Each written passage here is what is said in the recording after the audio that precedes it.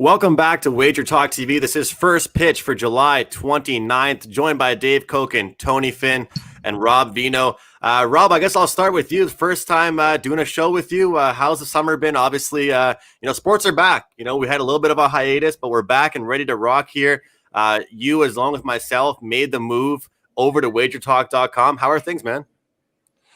Things are good, buddy. Absolutely. Especially with games coming back to us now the past 5-6 days with baseball, and obviously NBA ready to go tomorrow. We'll see how football goes. I mean, every day is a different day with football, especially on the college ranks. For every positive comment you read, you might find a negative one. We'll see where that ends up. But NFL looks to be pretty good. So, yeah, just busy, Andrew. And I'm glad to be on with you guys on the baseball show. Mr. Dave Koken, now a 12-3-1 baseball run that includes Korean baseball along with the major leagues. How are things with you? As usual, my KBO play got rained out this morning. It's just unbelievable. Same with me. I never realized how much rain they have at this time of year in Korea. No, things are good. I haven't had a bad day yet since Major League Baseball started. Featured play won again yesterday, and we got 2 games up for today as of now, and they're both totals.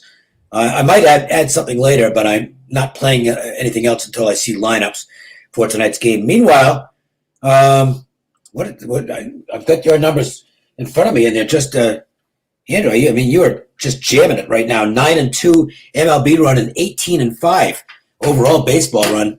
That's some strong stuff, man. Thanks a lot, Dave. Things are going good with baseball right now, and I had the exact same thing happen that happened to you. I mean, the rainouts have been horrible in the Korean baseball. It's been kind of nice, though. I have baseball going on at 2 different times in the night, though. One, early morning, I guess, and one late at night. So I have 2 plays up right now. One's kind of a later night game, and one's in the early afternoon game with the A's taking on the Rockies. So, Tony Finn, you're heating up as well, my friend. 8-3. How are you doing? I'm good, thank you. Tonight, I actually like this card. However, as I was doing my write-ups and doing my notes, I chose to release just one play, and sometimes I guess right. Sometimes there's a time, all you guys know, there's a time you really like a card, and you just back off of it because you like it too much, and it typically doesn't spell success. Well, yeah, Tony, that happened to me, 2 days ago. If I would have played everything I liked, it would have been an outstanding day. Yesterday, if I would have played everything I liked, wouldn't have worked like that. So It went 2-1 with the plays I gave out, and I'm happy I stayed lower volume. So sometimes lower volume is the way to go. Before we get rolling here, guys, have to mention the coupon code. I hope you all out there have been taking advantage of it. The entire panel of First Pitch members have been doing outstanding to start off this MLB season. Coupon code is 399MLB to get our entire seasons for $399. Of course, that is over at wagertalk.com. Have to get that in. 399MLB is the coupon code. Guys, let's get right at it. We have the White Sox -112 favorites over the Indians here. This should be a promising series, an entertaining one. I'll start with you, Rob Vino. First time on the show. Happy to have you. What are your thoughts here in this matchup? Well, I like the starting pitching edge for the White Sox. That's obviously why they're favored here with Lucas Giolito. But you come off a doubleheader yesterday where the bullpens were so taxed, Andrew, and especially on the White Sox side. The White Sox bullpen obviously a little more fatigued than the Indians here. So that may take away some of the starting pitching advantage in this particular contest because key arms for Cleveland, most available here, I would think. And generally speaking, guys, just for first-time viewers of myself on this MLB show, I've been handicapping baseball from the back end in for about 22 years now. Since 1998, I started taking more consideration into the bullpens than the starting pitching. And a lot of times it will lead me to a play. Sometimes it'll lead me off a play. Here, it somewhat talked me off of the White Sox, guys. The Indians' bullpen has been pretty good to start the season. Lineups, obvious edge for the White Sox, in my estimation at least. But I just don't feel like laying $1.12 in a game where I'm not sure that Lucas Giolito, the way we've seen starting pitchers get yanked this season so far, I'm not so sure he can give me 7 full here. So it probably has kept me off the game. The price to me is fair, but I stayed off of this one basically because of the bullpen fatigue from yesterday. On that note, Mr. Tony Finn, first of all, Giolito, a guy that I think overall will be a bet on guy here. But what are you thinking about this situation here? Minus 112 favorites, White Sox, Indians. I have happily pimped, and lifted the Cleveland rotation or the entire pitching staff, including the bullpen, this year or this summer in our little semi-vacation.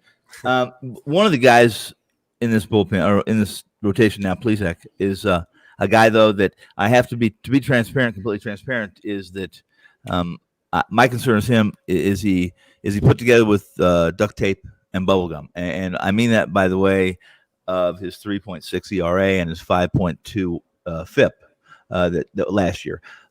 We'll see. I think this year will be a tell for him and what's going on. But Giolito can't be as bad as he was, I don't think, first start. And so this game is a little bit of a conundrum for me. And so I gladly, or at least I think intelligently, went over it.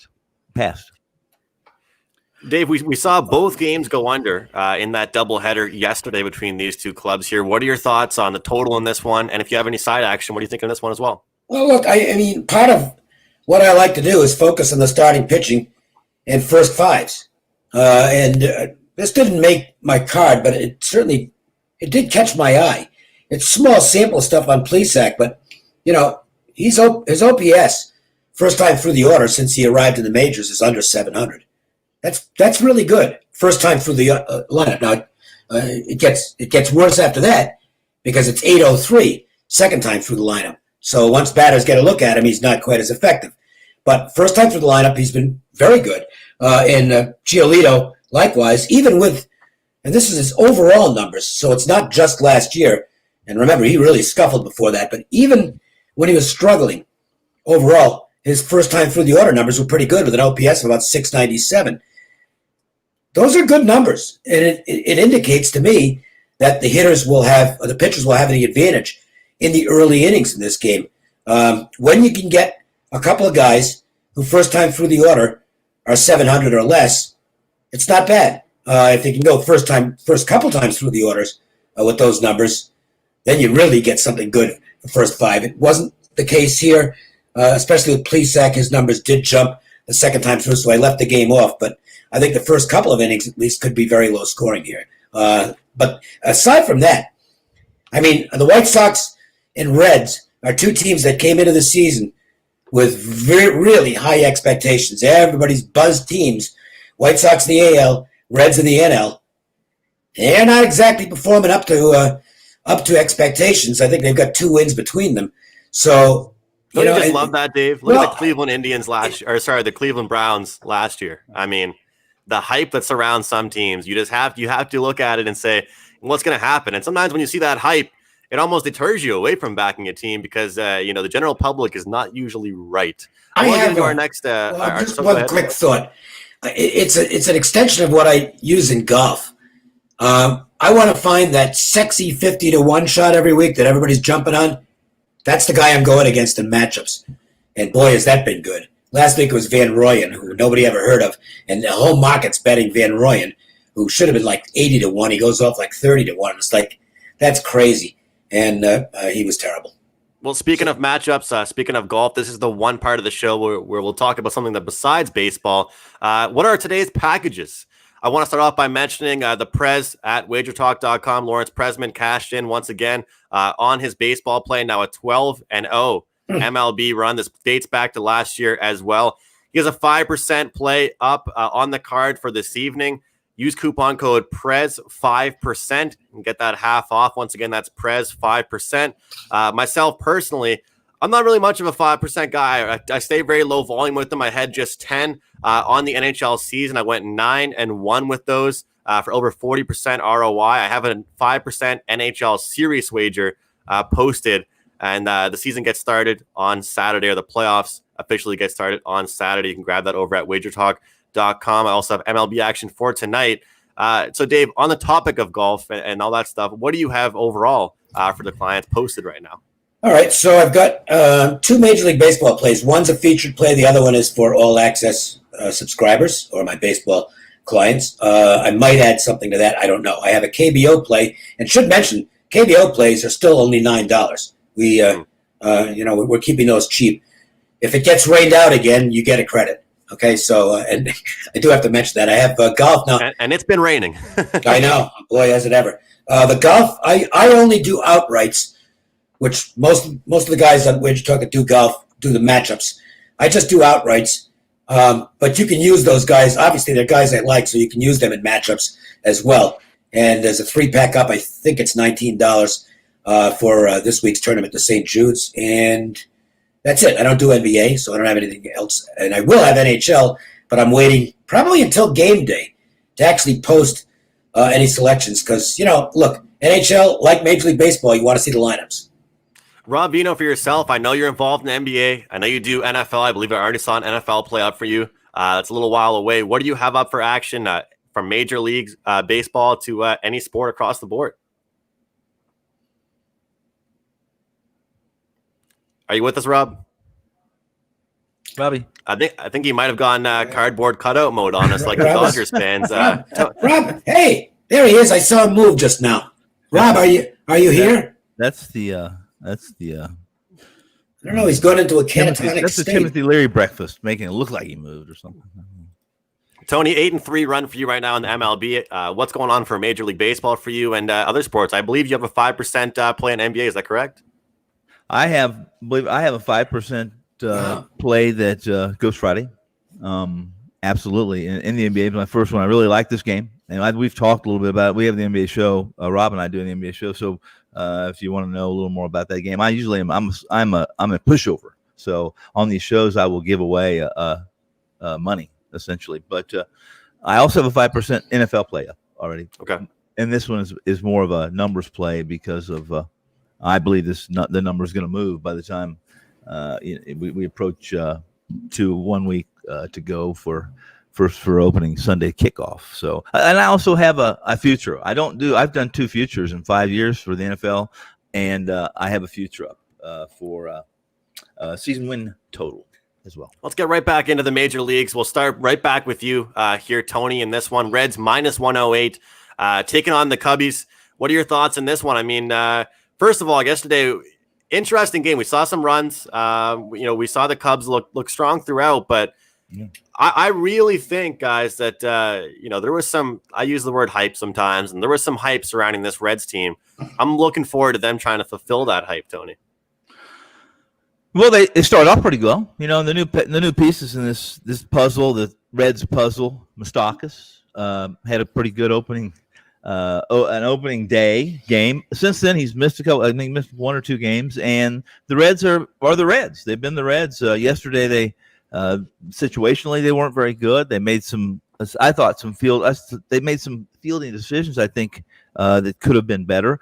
They got talent. Sonny Gray, for instance, if Sonny Gray pitches today like he pitched in his first start, I think they win this game. In my orbit, Sonny Gray is not as consistent. For as well as he can pitch with the talent he has, I just had this hard time trusting him. That's in this game I passed, but I'm going to watch because I like this matchup.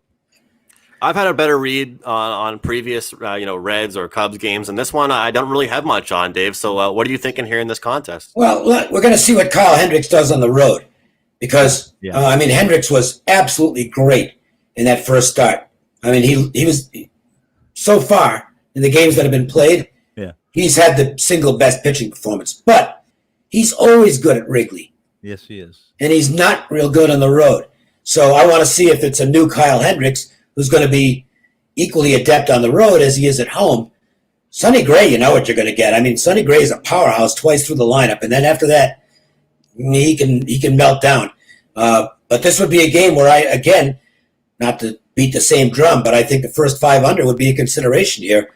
If it doesn't win, it's probably the Reds doing the scoring. I think the Cubs are going to have some trouble with Sonny Gray today. The problem they have in backing either one of those, Tony already alluded to it. I mean, the Reds' defense was horrific in that game yesterday. That's what blew them out of the game. It's a reasonable excuse, but the center fielder, who's an import from Japan, he has never played there before, and he really lost the ball in the sun, and it turned into a triple. And then Joey Votto has a force play at second base with runners at first and second, nobody out. He's got a cinch force play at second base, and he goes to first instead, puts second and third, one out. They both scored. You can't make mistakes like that. You just can't do it. That's 2 runs right there that were free runs for the Cubs. Actually became 3 runs. And you can't do that and win ball games. They did get some offense late in the game, but they outside of the right fielder, whose name just escaped me, Castellanos. The rest of the lineup looked terrible yesterday. So if I did anything here, it'd be the first 5 under.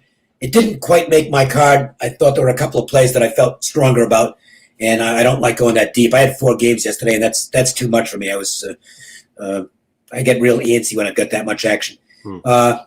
So this is a lean on the under first 5. 12 hits for the Cubs yesterday in their game. I had them, somewhat correlated with overs. If I like them to win, I thought it'd be overs. And this one, for obvious reasons, like you're saying, Dave, I wouldn't look that way with Gray, and I think he'll come out there and be strong as well. On to our next game we're going to discuss here. This was my 4% best bet play, was on the Dodgers yesterday night, and pretty much was 1 inning, guys, that won the game for the Dodgers. Thank goodness. That's Dodgers baseball for you. I think that's what the story of this team is going to be. I'll start things off for me personally. You've got May, a guy that I think is going to be pretty strong. I think it's going to be pretty strong. And, this is going to be one of those ones, though. I think even having said that, though, based off what Teddy was saying yesterday as well, it's hard to picture an under with these 2 teams. And we saw how many unders there were across the board in the major leagues yesterday. I think we see an over in this one. I think that we see a lot of runs coming out of it. How about what we saw Kelly do, too, guys, yesterday? Oh, my God. Joe Kelly, he looks like a skinny guy. Would be the last guy you expect. For Red Sox fans will remember this. The Red Sox-Yankees brawl a few years ago, he beat the crap out of Tyler Austin. Threw a pitch, Austin didn't like it, charged the mound, and Kelly just stood his ground and then knocked him down. He nailed him. It was a real good right hand. Kelly's like that guy you see on the street. You start messing with him, and you're like, oh, shit. Like, I shouldn't have messed with this guy. Yep. Joe Kelly is he's misleading in his toughness. And I'm glad he did what he did last night. I hope a few other guys do it to this team. They cheated, and they got it coming. And they didn't get punished at all. The manager and the GM got the brunt of it, and they didn't even do anything. So, anyway. I'm going to stop with my jokes about them. I might start squeaking some of them in every now and then because I think it still is pretty funny. But that was obviously purposeful. He did not no question about it. Yeah. If you saw the way his arm moved in the direction it was going in, it was it wasn't an off pitch or these are professional pitchers. It was very, very clear what he was trying to do. It's part of the game. Somebody just CBC. If people went headhunting in the NFL, we call them dirty. I don't see how it's okay. I don't like the headhunting part, but he didn't headhunt, really. He threw the pitch in the back of the guy, and the other pitch was a curveball. If you're headhunting, it's going to be with a fastball. And believe me, these guys have good enough control so that if they want to hit you in the head, they can. Okay? Yeah, I don't think he was trying to kill the guy. No. But he was sending a message. And look, the Dodgers have every right to be pissed. So anyway, as far as this game goes, let me ask you this, Dave. We got relatively the same number here. Dodgers favored. We got a guy May who I really like in this matchup here, and the rookie for the other team. Yeah, and somebody that I don't know a lot about. Is it Javier or yeah? So I don't know much about him, and I know a little more about May. That's for sure. I think he'll play strong. Why are we getting the same number? Obviously, it was just one strong inning, but I think there's a number of reasons. I think Dustin May is not going to go real deep in the game. I think he's probably a 5-inning. If you can give him 5, they'll be happy with that. And the other thing is, the Dodgers got 5 runs all in 1 inning. Most of them were gifts. They didn't square up anything last night. I don't even know if they had a barrel the entire game. They're just not hitting right now. I mean, they could have. I watched the whole game because I had a bet on the Dodgers, and believe me, I was happy with the result. Mm-hmm. But they left a ton of runs off the scoreboard. I mean, Devil's Advocate says that's like they won that game relatively easily, and like you said, they're still not hitting. I know, but they're not hitting, and I don't like backing teams that aren't hitting the ball. I made that mistake with the Reds yesterday, quite frankly. That was one of my losers, and it's like this team, and with Texas, the 2 losers. I backed 2 teams that aren't hitting at all. Texas hasn't scored more than 2 runs in a game yet. It was a stupid bet, even though it was just the first 5. I won the other 2, thankfully. But until the Dodgers offense breaks out, and I know the lineup's going to break out. It's a great lineup. But until that happens, I don't trust them. And the Astros can hit, by the way. They didn't have a good game yesterday. They did some damage to Buehler. They did get shut down by the bullpen. I thought the bullpen was exceptional for the Dodgers yesterday. But those guys aren't going to be able to go today in all likelihood. So, I can't play the Dodgers here. I don't want the Astros in this situation because I like May better than Javier, but I don't want to lay a price. We got Ken here saying no one is really giving any plays here for MLB. What's going on? What is going on? What's going on is I can't. You don't have to play every day. You don't have to play. Ken, I think we're talking Major League Baseball, and I think we're discussing the games, the matchups, and giving out some picks, but we do not bet every single game on the board personally. You want to play? I said I like the over. Take the over, come back tomorrow. First two games, I gave leans on the first 500. They didn't make my board, but I do like those sides. I mean, if you want the actual plays, go to wagertalk.com and buy them. We do. And I put a few free plays out a week. I didn't put one out today. But they're not that expensive. We're not killing anybody on the price. Yeah. Tony, what are you thinking here? Dodgers, Astros, obviously a big matchup. Game 2 here, coming off a game. Like we said, Dodgers pretty much won the game in one inning. What do you see happening here tonight? You guys covered this whole game. I mean, you talked about the Dodgers scoring in one inning. They're horrible situationally. They win games because they have their Earl Weaver team. They put a couple guys on base and a bomb, and they win because they got good pitching. They did hold the lead, though, Tony. That's one thing I was kind of impressed with. Yeah. And you talked about two young pitchers. May, listen, I think May's more relaxed. He was kind of an emergency starter in that first game for Kershaw, and now I'm 2-0 with May. Played him twice. I really like May. Now, if there's something about May that worries me, concerns me, is his motion and his from the windup. Yeah, he's max effort. Absolutely. And young kids that do that have typically they either have command issues or at some point in time they're pitching hurt because they don't want to tell it. They're young. I don't want to out of the lineup. I want to pitch. You know what the funny thing is? And it's just kind of an ironic thing. Yeah. He's a max effort guy, and he's and his pitching coach is Mark Pryor. Where's Dusty Baker? We'll have May pitch in 20 innings. Mark Pryor, who for those who may not be familiar, Mark Pryor, when he arrived in the majors, was one of the best prospects I have ever seen. Wow, ever, and with Wood too. Wow. And his arm something was wrong. Even though his mechanics looked great, something was wrong, and he never recovered. And that was a great career that went up in smoke. But hopefully he can teach these young Dodger pitchers because, man, I mean, he was talk about a super talented guy. Woof. Liked him. Like that Wood. That, like I said, I still know people that are blaming Dusty Baker for that. No, and I'll tell you, quick going off on a tangent. Yeah. It wasn't Dusty. Dusty had nothing to do with pitching, really. I mean, yeah, right. Yeah, but he was the manager, so. I remember talking with some guys who have really good contacts. Yeah. And they thought the problem was actually Pryor's father. Really? Who would not let him be coach. He wanted to be the coach. Yeah. And a lot of people think that he had Pryor listen more to major league pitching coaches. They might have been able to refine things to a point where his arm didn't fall off. Now, again, that's not firsthand info, but it's good info. And listen, this Javier, and you guys described why the line is what it is. This Javier kid, Dodgers don't know this Javier kid very much, but it cost 3 levels of minor league baseball last year. This guy's under 1 in WHIP, under 2 in ERA, striking out 170 or 180 in 110 innings. Talented kid. We'll see how he performs tonight, but this is the Dodgers too. He's got some butterflies. Very interesting game. I would lean to the over if I was going to play this game. And who would think such? Really, with 2 talented kids that and 2 lineups that don't really know him, know the pitcher very well. But that's my take. MLB Run quick hits. Now we're going to just go over a couple games. We're going to try and get a little bit quicker on them. It's just the 3 of us now. We hope that Rob Vino joins us later this week or early on. Just hope Rob's not. Where'd he go? He's frozen in time someplace. That's scary. Happy to have him. Obviously, it was short-lived. hopefully he comes back maybe for the rest of this show. Guys, I want to mention it again because Prez would do the same for me. He's on an unbelievable run, 12-0 run in the MLB. Use the coupon code Prez 5%. Get half off his 5% play today in the MLB.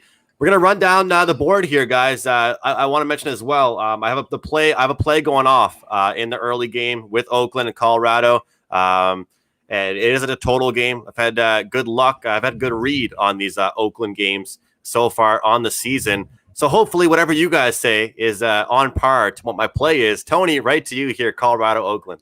Well, I looked at this game hard, and I didn't look at this immediately when I saw the pitching matchup. I went to look at these some priors, any past performances that entangled each other, just to make it short and sweet, because Dave and I I'm ready to talk about Earl Weaver and Mark Pryor again, but is that I lean to the under. The umpire is a very good umpire.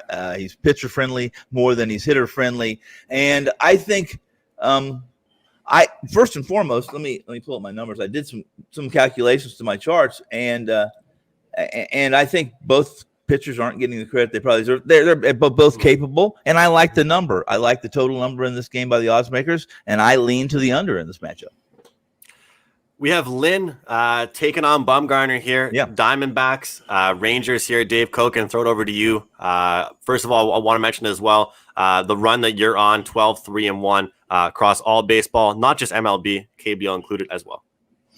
Yeah, and we saw Madison Bumgarner in, I think, what is Madison Bumgarner now in the first game, because you look back at his numbers from last year, and he kind of did the same thing here. He's still really good first time through the lineup. After that, not so good. Lance Lynn is one of the most underrated pitchers in baseball. Agreed. He just is. I mean, he came up and was kind of regarded as a middle of the rotation guy with the Cardinals, got hurt, and kind of just fell off everybody's radar. I mean, he was really good for the Texas Rangers last year. Mm-hmm. He was really good out of the gate this year, gave up nothing. Lynn's the only problem here. And you get good prices with him too, Dave, I find. Yeah, he's underrated.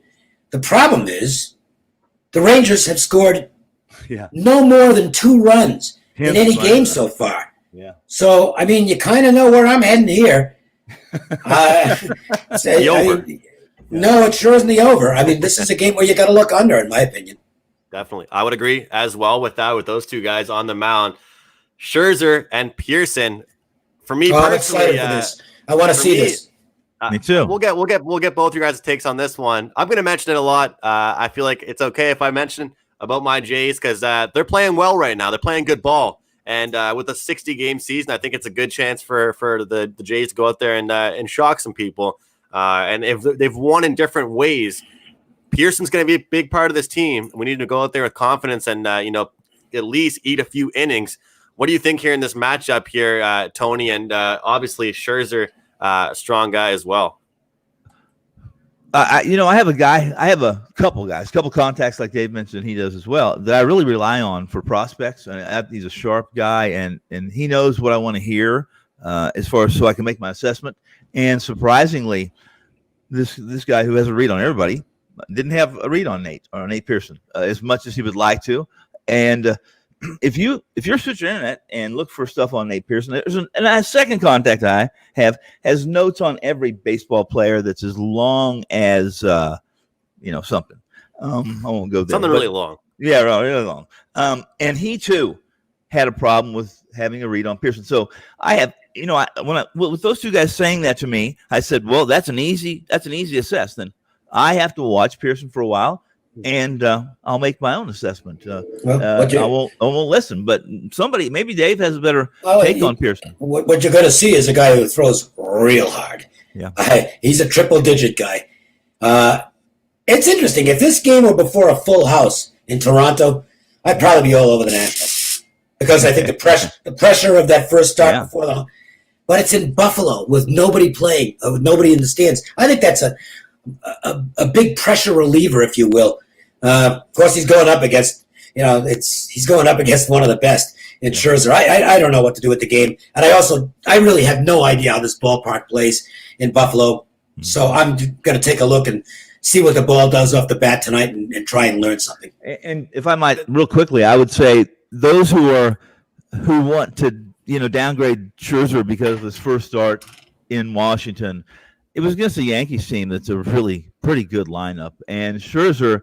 I think 2 pitches in that game, and that the end result is a different story too. So if Scherzer's healthy, and again, we talked about this one time, Dave and I, extensively, and that is he's not 30 anymore. He's 35 now, and he can't bulldog through games like he used to. So one of the things you want to do with Scherzer is watch him and make sure he looks completely healthy and in good form.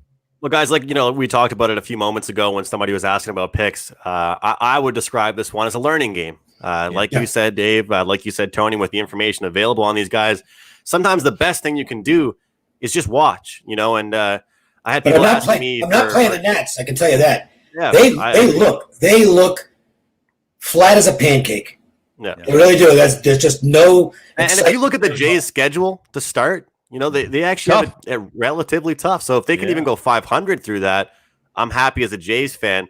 As far as like studying things go and looking at them, like yesterday, I had people already asking me, what do you think for the NHL? What are your plays for these exhibition games? I'm watching to learn. I'm trying to study and think and see what happens with these going on. 380 live viewers on this video, guys. Please take the time, hit the like button on this video, subscribe to our YouTube channel. Very, very close to 50,000 subscribers on this YouTube channel. And a quick note, because somebody mentioned it in the chat.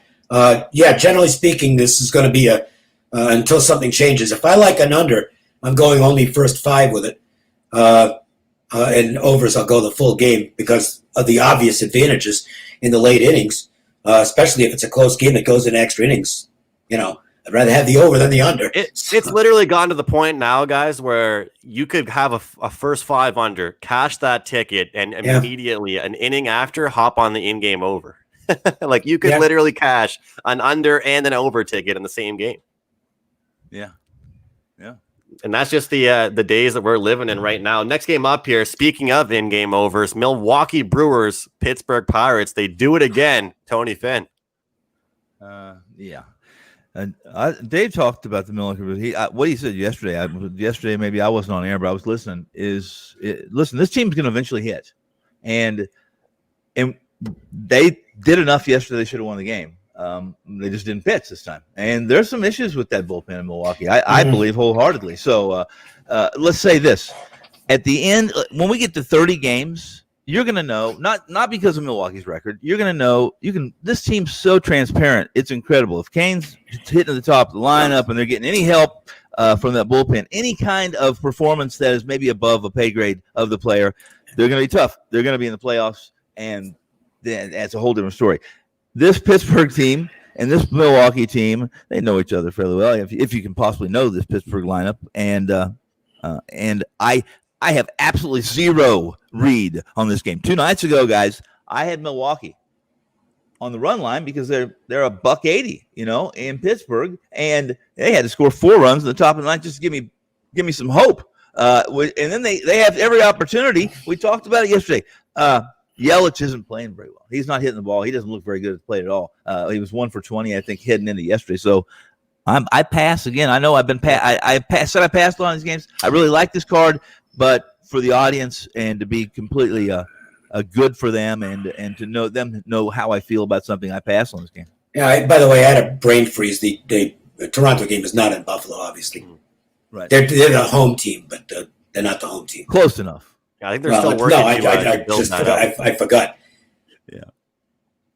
Dave, we'll give you 30 seconds on this game. It's not a great game to mention. Are there some profit to be made here? No, I don't have anything on the Brewers Pirates. That was a pass for me.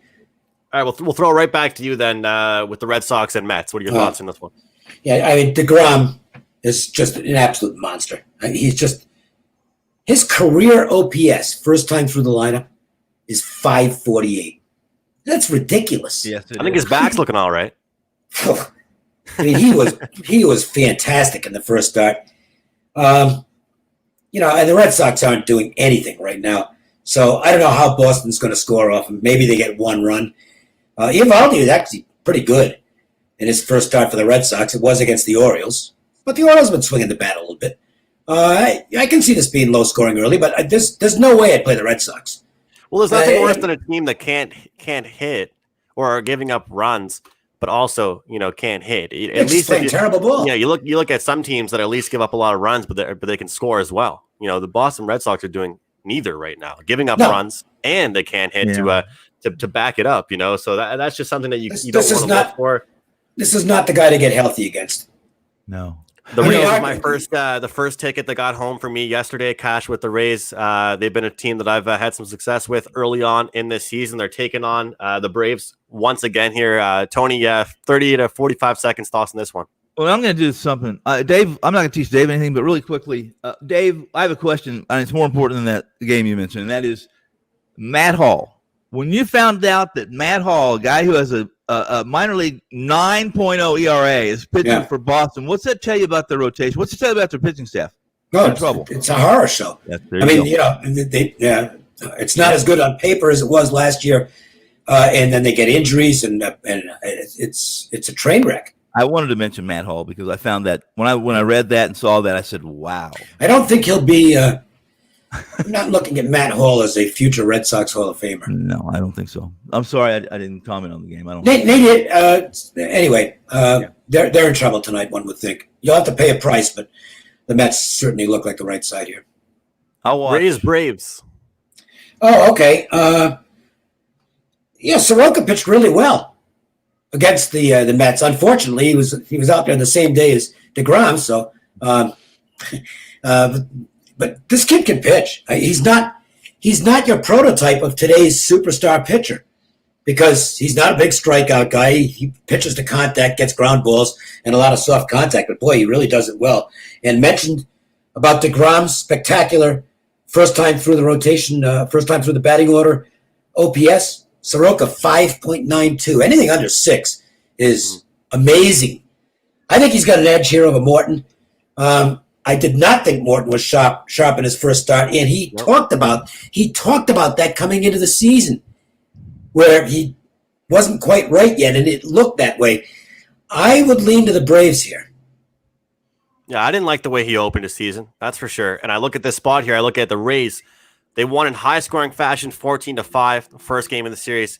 Low-scoring fashion, 5-2 here. They already won 2/3 of the games here in this series. I think this might be a good spot here to hop on the opposition here and get the Braves to close things out here. Tony, any thoughts here? I can't play. Let's put it this way. I can't play against DeGrom. And this is the Cy Young winner 2 years in a row. And total his wins the last 2 years. And a lot of times Cy Young winners have that many wins in one season. He's a bulldog. There's no question about his back. He's going to be out there. He's going to compete. He's going to give you 110%. And as bad as the Mets can be offensively, I have a problem betting against DeGrom. How about that Rays game? You know what? I cashed on the Rays last night. So I'm 1-1 on them this year. As did I. Yeah, I know. I heard you say it. I was kind of smiling with you. And I have when I looked at the game, and I won't go into it. I know we're short on time, but there's a couple of variables in this that made me pass immediately. And they're kind of like a family ingredient, a secret from my grandfather's. I'm just kidding. I passed. I don't have an opinion really. Yeah. Okay, I have a lean to the Braves, but nothing too strong.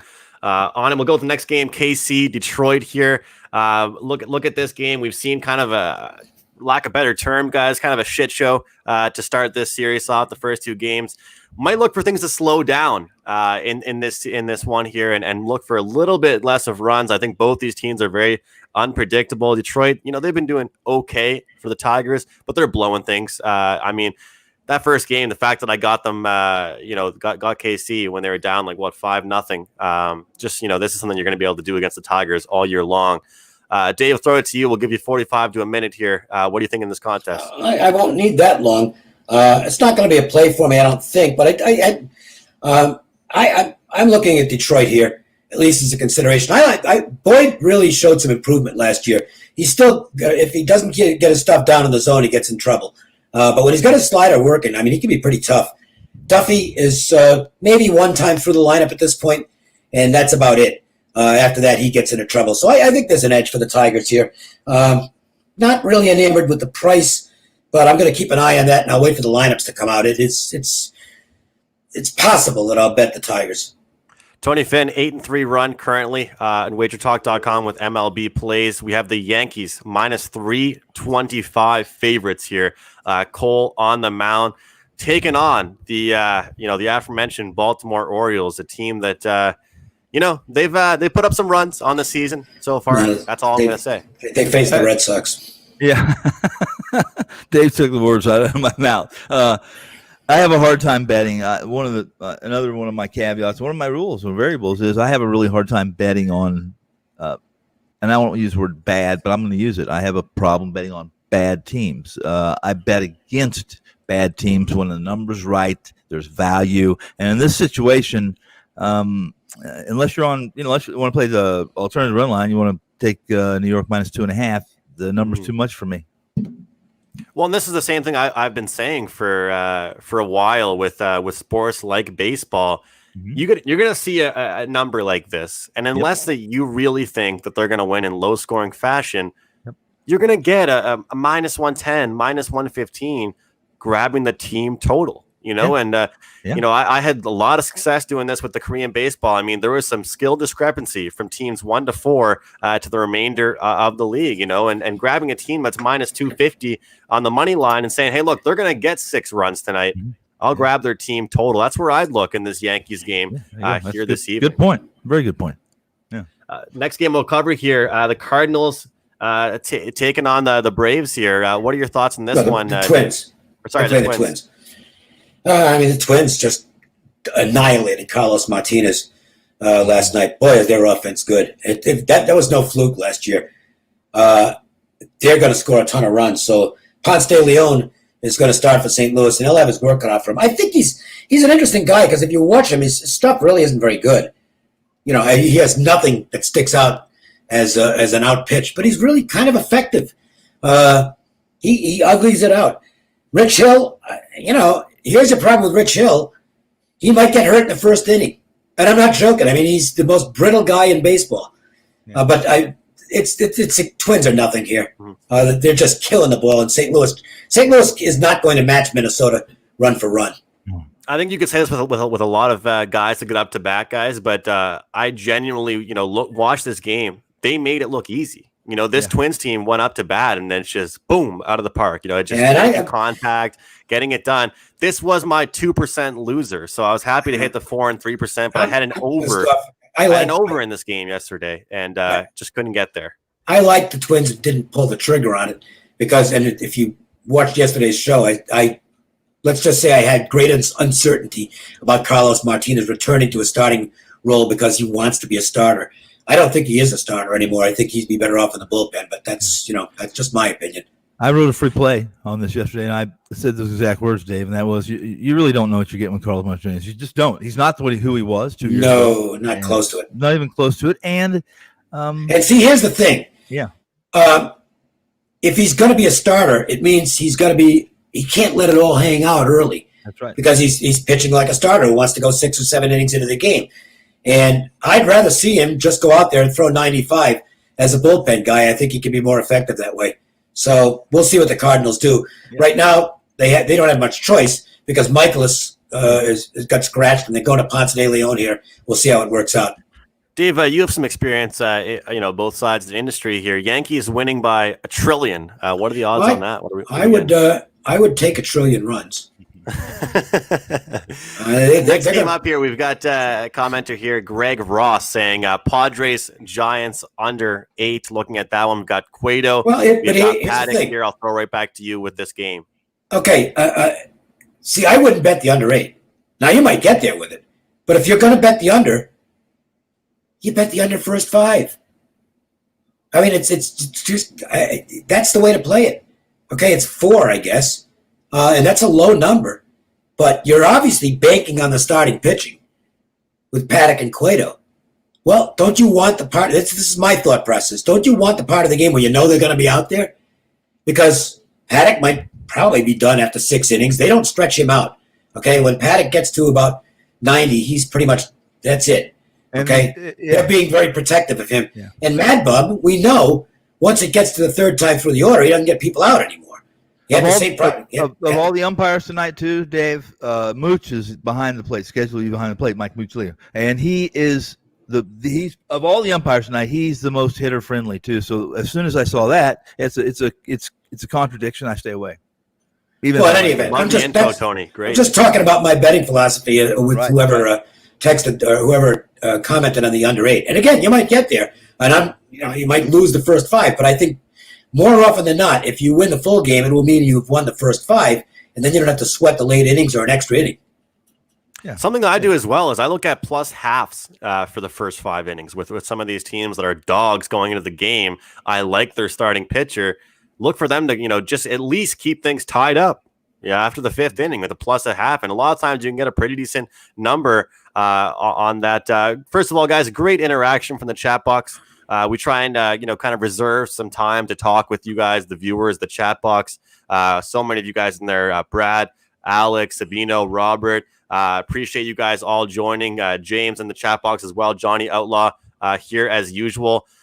We've got 400 live viewers, guys. Please take the time, take 10 seconds, hit the like button on this video. Let us know you were having some fun, enjoying it, and getting ready to make some money with baseball tonight with us. We've got Dunn taking on Heaney here. I don't know if I'm pronouncing that right. I had thought it was somebody else, honestly. I'll go over to you, Tony, to start things off with this one. We had somebody in the chat box saying that they love the odds for the Angels to win the series. I don't know what the odds are on that right in front of me here, but first of all, we're already up 1 game, so I think they're pretty big favorites. And what do you think about that? Here's my take on this game, and it's a simple take. This is one of the games I almost released, or it was on my short list, should I say? That's the more appropriate thing. Dunn is not really a prospect. He's a kid who knows how to pitch. He really knows how to pitch. He's got the usual Achilles deficiencies of a young kid: command and a changeup. If he's commanding his pitch and his changeup's just mediocre, he wins. And here's the deal, Heaney. If you put Heaney in front of a lineup that's a free swinging lineup, who struck out more than any team in Major Leagues last year? Seattle. This game comes in under a big number. I'm telling you right now, I think 9's a big number, and people laugh at me on that. I think 9's way too big a number, and I would be under the total. So the Mariners, Jason Dunn, did have 4 starts last year, but they used him as an opener. That's right. He was only pitching a couple innings. Yep. So now he was a starter throughout his minor league career. So we'll see what he does here. The one thing, the Angels broke out yesterday, and no surprise, Anthony Rendon is back in the lineup, and he immediately hits a home run. Yep. Ohtani had a hit in an important spot when it was a close game, rifled a double. Trout was not swinging the bat well, but I noticed in his last 2 at-bats, he took a more up-the-middle approach. He's been trying to pull everything. He went up the middle and had a fly out and then a sharp single. So Trout's about ready to get hot. And meanwhile, David Fletcher basically is just on base every time he steps up. He's been on base 14 times in 5 games. How impressive is that? This is a game the Angels should win. The odds makers unfortunately agreed, and a line that I was hoping might be in the 180 range, where I would have played a -1. It comes in over $2, and that's pretty much going to price me out of it. We had a question regarding puck time, a show that I'm involved in quite a bit. It starts tomorrow. Tomorrow. We've got hockey. Puck drop is Saturday. Can't wait. It's going to be nonstop games all day long. So that starts tomorrow with the entire puck time cast. Last segment here that we've kind of added to our show, DFS Stud and Sleeper. Dave, what do you have for us here today? Do you have a lineup, or do you have a couple guys you're looking at, a sleeper we should add to our lineups? Not really a sleeper so much, but I went with him last time as a go with guy, and Lance Lynn gave up nothing. I'd go with him again. Why not? That ballpark is playing big, by the way. If it doesn't have the same jet stream as the old ballpark did, and the runs are. You look at last night's game, it's a 4-1, and 3 of those runs were a gift in the first inning on a terrible error, which they charged to the wrong guy, by the way. They charged the third baseman. It was Todd Frazier's error all the way. So other than that, there were 2 runs scored in the ball game. Lynn's pitching really good ball. I would go again with him. I think he's a value, and I don't have a hitter, so I've just got the one guy. But I think Lynn's worth throwing out there. Tony, anything from you here?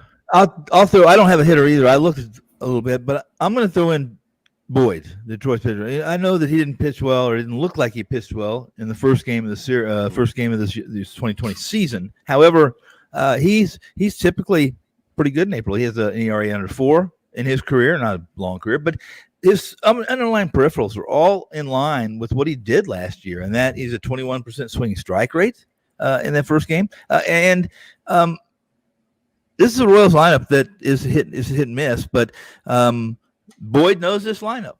They may know Boyd, but they don't hit left-handers very well, and I like Boyd. Let me mention, one of my top 10 umpires in Major League Baseball is the home plate umpire, scheduled to be the home plate umpire, and that's Hobart in this game. And he's one of those young, new breed, 3.5 years in the major leagues. And these guys all know the strike zone. They don't make a lot of mistakes, and they give the black, and they want that game speeded up. This game is a low-scoring game, this Kansas City Detroit, and I like Boyd. That's the one that I had circled as well. And the great part about that, Tony, as far as daily fantasy goes, that's going to be a great number. It's going to be a great price. Yes, it is. Yes, for guys that are looking for that. And I think any fantasy play involving anybody on the Tigers is probably going to be a decent price. This is First Pitch for July 29th, joined by Dave Koken, Tony Finn. I'm Andrew McGinnis. You can find all 3 of our plays at wagertalk.com. We got NBA. First tip is on Thursday. Dave's got golf action. NHL starts on Saturday. Great week to be a sports fan. Thanks again for joining us. We'll see you regular time tomorrow, 2 p.m. Eastern. Good luck with your wagers and have a great night. Let's go have some tequila.